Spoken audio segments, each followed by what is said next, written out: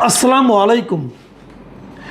প্রিয় দর্শক, দেশের আইন শৃঙ্খলা পরিস্থিতি কেমন চলছে এটা নিয়ে অনেকেই প্রশ্ন করেন, আপনারা নিজেরাও প্রশ্ন করেন, নিজেদের মনে অনেক রকম প্রশ্ন আসে। এটা এই কারণে আসে যে আমরা কিন্তু নানা ধরনের চাঁদাবাজি এবং নিয়ম নৈতিকতার বাইরে বিভিন্ন কর্মকাণ্ড আমাদের এলাকায় আশেপাশে আমরা দেখি। এ ধরনের একটা বড় ঘটনা এটা আমরা দেখলাম রিসেন্টলি, অনেক দিন ধরে দেখছিলাম, লেখালেখি হচ্ছিল নারায়ণগঞ্জের ঘটনা। নারায়ণগঞ্জের একজন এমপির ছেলে, উনি কিভাবে পুরো এলাকায় নিজেকে ছায়া এমপি হিসাবে প্রতিষ্ঠিত করেছেন, ক্ষমতার দাপট দেখিয়েছেন, শিল্পাঞ্চলে বিভিন্ন মিল কারখানা থেকে চাঁদাবাজি করেছেন এবং চাঁদা দিতে অস্বীকার করলে তাদের গাড়িটাই সব বন্ধ করে দিয়েছেন, ট্রাক বন্ধ করে দিয়েছেন।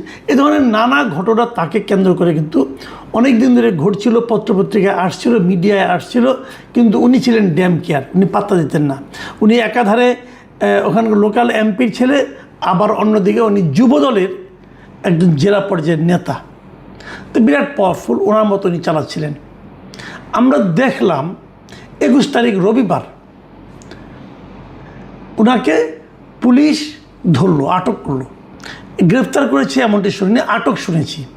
ওনাকে আটক করা হয়েছে বসুন্ধরা থেকে, আটক করে নিয়ে যাওয়া হয়েছে নারায়ণগঞ্জে নিয়ে যেয়ে আবার ওখান থেকে ঢাকার ডিবি অফিসে নিয়ে আসা হয়েছে জিজ্ঞাসাবাদের জন্য। এই খবরটাও আমরা চাউর হয়ে বিভিন্ন মিডিয়াতে এসেছে, আমরা দেখেছি। কিন্তু এরপর আমরা কি শুনলাম যে ওনাকে নাকি 12 ঘন্টার মধ্যে ওনার কাছ থেকে একটা মুচলেখা নিয়ে ওনাকে ছেড়ে দেওয়া হয়েছে। পত্রপত্রিকায় এতটুকু নিউজ দেখেছি। আচ্ছা, ওই মুচলেখায় কী লেখা আছে? উনি কী লিখেছেন? উনি কি লিখেছেন যে উনি আর চাঁদাবাজি করবেন না? উনি কি লিখেছেন যে উনি ভালো হয়ে যাবেন এখন থেকে? কিন্তু আমার প্রশ্ন হলো, কেন লিখেছেন? উনি কি লিখবেন আসলে? এবং যা লিখবেন তা কি পালন করবেন আসলে? আপনারা সবাই জানেন এই ধরনের ঘটনার আসলে কি হয়। যেটা হয় সেটা হলো, বাবা এমপি, মাথায় রাখবেন, উনি আইন প্রণয়নকারী এবং সরকারি দলের এমপি, তো ব্যাপার স্যাপারই আলাদা। এবং ওনাকে মুচলেখা যেটা দিতে হয়েছে, আমার মনে হয় এটা হলো কেবল মুখ রক্ষার জন্য, এর ছাড়া আর কিছু না। কিন্তু এটাও হয়তো দিত না যদি নাকি ওনাকে গ্রেপ্তারের পরপরই আমরা দেখলাম যে যুবদল যে কাজটা করেছে, যুবদল তাকে সংগঠন থেকে বহিষ্কার করে দিয়েছে। সংগঠনের তাকে যে কোনো পদের থেকে তাকে বহিষ্কার করা হয়েছে, যে উনি যুবদলের সদস্য আর থাকবেন না। এখন উনি যুবদল থেকে বহিষ্কৃত, তার মানে দল ওনার ব্যাপারে কিন্তু কোনো নমনীয় আচরণ করছে না। দল বরং ওনাকে প্রত্যাখ্যান, নিজের লোক হিসেবে মানতেই রাজি হচ্ছে না, তাকে বাদ দেওয়া হয়েছে। সম্ভবত এই কারণেই পুলিশ তাকে কী করেছে আমি জানি না, এবং অন্যদিকে অন্য ঝামেলাও হয়তো থাকতে পারে, এগুলো ঘটেছে। আমার প্রশ্নটা হলো, পুলিশ কি এইভাবে মুচলেখা দিয়ে কাউকে ছেড়ে দিতে পারে? ছেড়ে দেয়? দেখেছেন, অপরাধ করেছে, অনেকে অভিযোগ করেছে, হয়তো মামলা হয়নি। মামলা কে করবে? মামলা করারও তো একটা ভয় আছে, তাকে তো ওখানে ব্যবসা করতে হবে, তাই না? মামলার কে করবে? হয়তো মামলা করেনি, অভিযোগ করেছে। অভিযোগে যারা করেছে তারা হয়তো পাওয়ারফুল বড় শিল্প প্রতিষ্ঠানের মালিক, তারা হয়তো পুলিশকে বলেছে, পুলিশ তাকে ধরে নিয়ে এসেছে। তারপরে তো পুলিশ চিন্তা করেছে মামলা দেবে কি দেবে না, দেবে কি দেবে না, এরকম চিন্তা ভাবনা হয়েছে। এবং তারপর ওদিকে আবার তার হয়ে তার পিতা অথবা তার পিতার বন্ধুবান্ধব অথবা তার বন্ধুবান্ধব, প্রভাবশালী লোক তো এরা, নানাভাবে ফোন এসেছে, টেলিফোন এসেছে, তদবির এসেছে। শেষ পর্যন্ত পুলিশকে কিন্তু এটা আপোষ করতে হয়েছে, তাকে সারা ছেড়ে দিয়েছে, একটা মুচলেখা নিয়ে ছেড়ে দিয়েছে। কিন্তু আমার কথাটা ওইটা, আইনগতভাবে পুলিশ এটা পারে কি না। প্রথমত এই কথা, যদি পারে তাহলে সারা দেশে এই ধরনের ঘটনা আমরা প্রায়ই দেখি না কেন? কারণ যদি মুচলেখা দিলে সে ভালো হয়ে যায়, একজন দুষ্ট লোক যার বিরুদ্ধে অভিযোগ আছে আরেকজনকে পুলিশ এরকম ধরে এনে মুচলেখা নিয়ে ছেড়ে দেখ, এরকম ঘটনা কি আপনারা প্রায়ই দেখেন? আমি কিন্তু দেখি না। আর 2 নম্বর হলো, যদি তার বিরুদ্ধে মামলা হয়ে থাকে তাহলে তো পুলিশ ছাড়তেই পারবে না, তাকে তো আদালতে সোপর্দ করতে হবে। সম্ভবত মামলা হয়নি, এই ব্যাপারটা আমি কোনো মিডিয়াতে ভালো মতো পড়ে আমি এটা পেলাম না। এখন আমার প্রশ্নটা হলো, যুবদল যখন তাকে দল থেকে বহিষ্কার করে দিল, তাতে কি প্রমাণ হয় যে তার অপরাধের মাত্রাটা বড়সড়?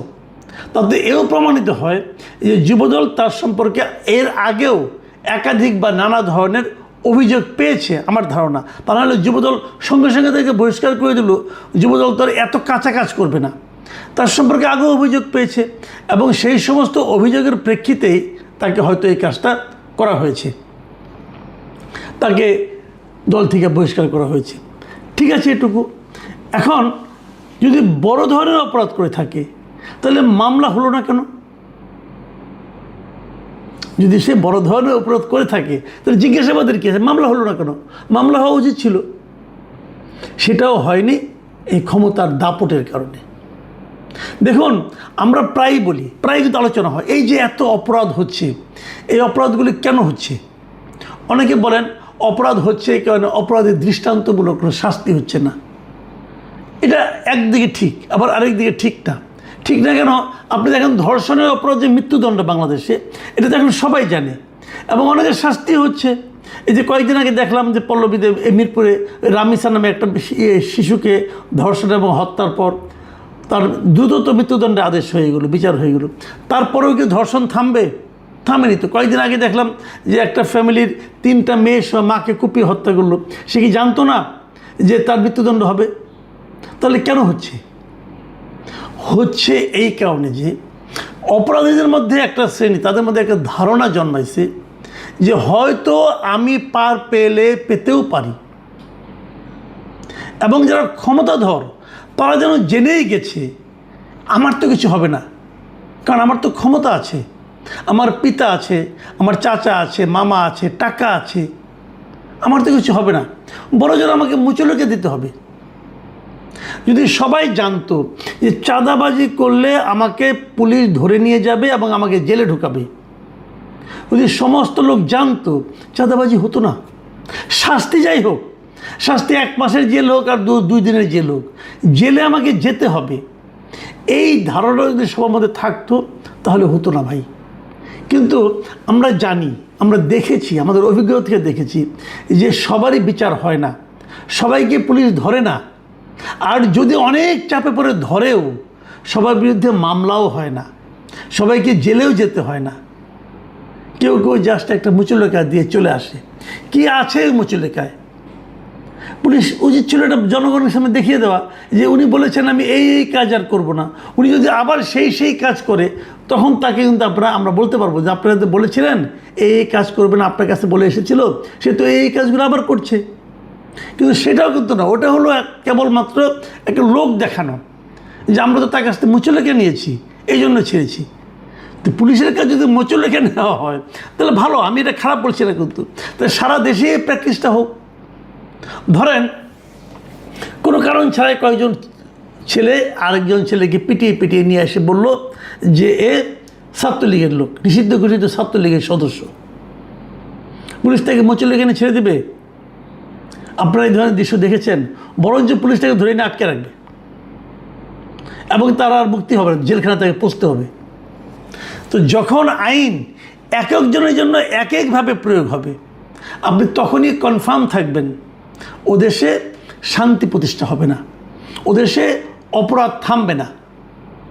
আমাদের এই যে এমপি পুত্রের যে ঘটনা আমরা জানলাম এখানে নারায়ণগঞ্জে, বাংলাদেশের আমার তো ধারণা যে অধিকাংশ জায়গায় এমপি পুত্র, এমপি ভাই, এমপির শ্যালক, এমপির আত্মীয় স্বজনদের এ ধরনের দাপট আপনারা দেখতে পাবেন। এটা নারায়ণগঞ্জ বলে, শিল্প এলাকা বলে, শিল্প প্রতিষ্ঠান আছে বলে এবং বড় ধরনের চাঁদা আদায় করতো বলে, অথবা যারা তার দ্বারা ক্ষতিগ্রস্ত হচ্ছিল, যাদের কাছে অনেক টাকা চাইতো সে, তাদের মধ্যে ক্ষমতাধর অথবা অর্থবান অথবা শিল্পপতি ছিল বলে হয়তো এটা এই পর্যন্ত গড়িয়েছে। কিন্তু যে পর্যন্ত গড়িয়েছে সেটাও যে খুব একটা সুবিধা হয়ে যাবে আমি তাও মনে করি না। এই ভদ্রলোক, এই এমপি পুত্র, উনি কিন্তু যে আবার ওই একই কাজই করবে নিশ্চিত থাকেন আপনারা, কারণ তার বাবার এমপিত্ব তো থাকবে 5 বছর, 5 বছর সে এই কাজই করবে, বরঞ্চ আরও বেপরোয়া হয়ে যেতে পারে, কেউ তাকে থামাতে পারবে না। এইরকম ঘটনা কিন্তু সারা দেশেই ঘটছে। খবর নিয়ে দেখেন আপনারা, এমপি না হলেও বিএনপি সভাপতি, যারা বিএনপির সভাপতি আছেন ওনারা নিজেরাও করছেন, অথবা ওনার সন্তানরা করছেন, অথবা ওনার সন্তানরা যুবদল করেন, ছাত্রদল করেন, তারাও করছেন। পাবেন, আপনি এই দাপটটা পাবেন। আমি হয়তো বলবো যে আমি ঢালাওভাবে বললাম, হ্যাঁ আমি ঢালাওভাবে বললাম, কিন্তু যারা এটা শুনছেন তারা মিলিয়ে নিতে পারবেন। আপনারা আপনাদের এলাকার কথাগুলো আমাদেরকে লিখে পাঠান, দেখেন আমি এগুলি একটা একটা করে বলতে থাকি, দেখবেন যে কত বড় হয়ে যায়।